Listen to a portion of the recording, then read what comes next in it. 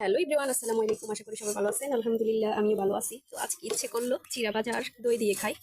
মিষ্টি দই দিয়ে চিড়া ভাজা দিয়ে খাইতে অনেক মজা। কে কে খাইছেন কমেন্টে জানাবেন। আজকে আমি ট্রাই করব। অবশ্যই আগে একবার খাইছি, অনেক ভালো লাগছে। অনেক আগে খাইছি আর কি। এখন এই চিড়া ভাজা দিয়ে মিষ্টি দই দিয়ে খাবো। চিড়াগুলো ভাজতেছি গাইস, ভালোভাবে মুচমুচে করে ভাজতে হবে। এগুলোকে মিডিয়াম আছে রাখতে হবে চুলাটাকে, একদম নেড়ে চেড়ে ভাজতে হবে। তো গাইস সাথে থাকুন। তো গাইস ফাইনালি চিড়াগুলো ভাজা হয়ে গেছে, এবার দই দিয়ে মাখাবো।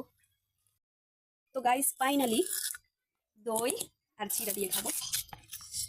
সাথে থাকার জন্য সবাইকে ধন্যবাদ। দেখেন গাইস, এখন চিড়া দিয়ে দই দিয়ে মাখাই খাবো গাইস।